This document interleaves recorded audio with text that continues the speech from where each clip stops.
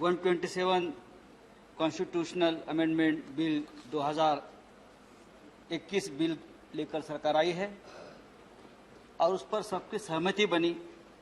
हम चर्चा भी कर रहे हैं। पेगासस के बारे में शाम को बात करेंगे। बिल ऐतिहासिक है, बिल क्रांतिकारी है, लेकिन अगर एक क्रांतिकारी है तो इस क्रांति का श्रेय महाराष्ट्र में चल रहा मराठा क्रांति आंदोलन को देना पड़ेगा। इसकी वजह से आपको ये बिल लाना पड़ा। अपने हक के लिए लाखों मराठा युवक बच्चे सड़क पर उतरे और बहुत ही डिसिप्लिन तरीके से आंदोलन किया, लेकिन कहीं भी लॉ एंड ऑर्डर का समस्या खड़ी नहीं हुई। ना किसी के ऊपर पत्थर पड़ा, ना कहीं एक शीशा टूटा। और इसके लिए सरकार को आज हमको ये बिल लाना पड़ रहा है। इस विधेयक के तहत राज्य सरकार का ओबीसी के लिए आरक्षण की सूची तैयार करने और अपने हिसाब से उन्हें आरक्षण देने का अधिकार मिल जाएगा। और इसके लिए महाराष्ट्र के मुख्यमंत्री उद्धव ठाकरे जी, डिप्टी सीएम अजित पवार, अशोक चव्हाण सब दिल्ली में आए, प्रधानमंत्री जी से मिले और आग्रह किया कि जब तक आप ये अमेंडमेंट नहीं करेंगे तब तक हम आगे नहीं जा सकते। महाराष्ट्र में मराठा समाज ने एक लंबी लड़ाई इसके लिए लड़ाई है। और लेकिन क्या इस संशोधन के बाद मराठा आरक्षण का मार्ग साफ हो जाएगा? मुझे लगता है नहीं, और इंतजार करना पड़ेगा। क्योंकि 5 में जो सुप्रीम कोर्ट में जो फैसला दिया है कि मराठा आरक्षण का जो कानून महाराष्ट्र के असेंबली में बनाया था उसे सुप्रीम कोर्ट ने खत्म कर दिया। किसी समाज को सामाजिक शैक्षणिक रूप से पिछड़ा घोषित करने का अधिकार राज्यों को नहीं बल्कि केंद्र को है।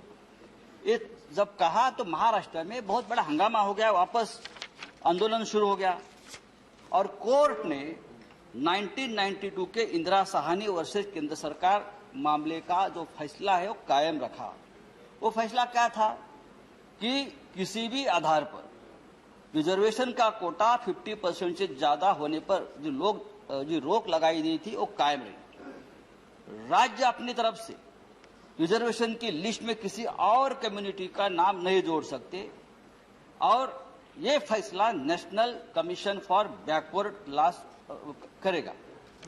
ये जो राष्ट्रीय पिछड़ा आयोग है जो 2018 में मोदी सरकार ने बनाया, 2018 में 102वां जो अमेंडमेंट किया, क्लॉज 342A पेश किया और इस अमेंडमेंट के तरह उनको जो अधिकार दिया है उस कमीशन को, तो उससे क्या हो गया कि पूरे राज्य के अधिकार जो है वो केंद्र को आ गए।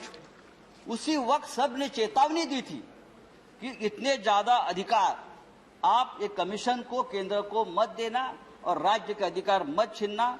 लेकिन सरकार ने उस वक्त जो गलती की थी और गलती के बावजूद सरकार अपनी ही पीठ थपथपा लेने लगी थी।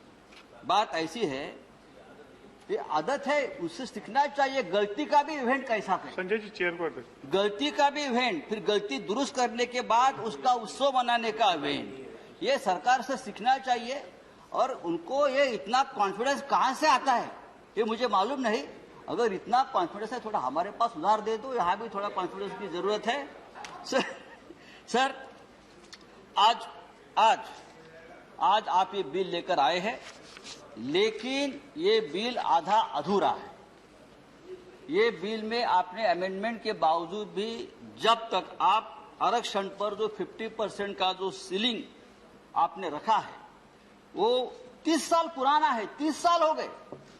30 साल में वो ऊपर अगर आप नहीं बढ़ाओगे तो ये आज अमेंडमेंट किया है और कुछ आप बदलाव करेंगे?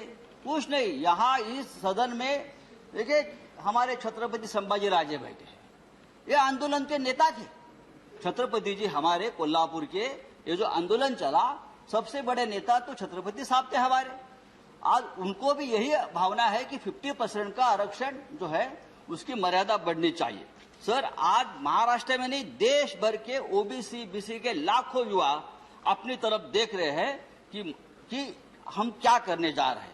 महाराष्ट्र छत्रपति शिवाजी महाराज की भूमि है।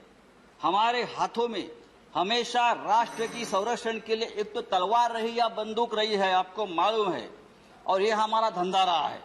हमारे हाथों में कभी तागड़ी तराजू नहीं आया, ना चोपड़ी आई, हम तो लड़ते रहे, और इसीलिए सामाजिक न्याय की आस लेकर हम यहाँ खड़े हैं। ये सोशल जस्टिस का मामला है, ये पॉलिटिकल सोशल इंजीनियरिंग का मामला नहीं है। सर दो सेकंड सर, 2 सेकंड।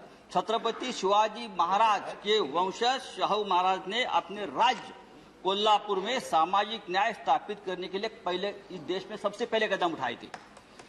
26 जुलाई 1902 यानी 119 साल पहले छत्रपति शाहू जी महाराज ने यह ऐलान कर दिया था कि उनके राज्य में सभी सरकारी नौकरियां और स्कूल कॉलेज में अब से दलित, पिछड़ों और आदिवासियों के लिए 50% आरक्षण दिया जाएगा। SC, ST, OBC का 50% आरक्षण देने वाला वो राजा महाराष्ट्र का था, वो राजा मराठा था। आज वही मराठा समाज महाराष्ट्र में अपने हक के लिए सड़क पर उतरा और न्याय मांग रहा है। उसे नहीं चाहिए, उसे अधिकार चाहिए। और मुझे थैंक यू, धन्यवाद, धन्यवाद।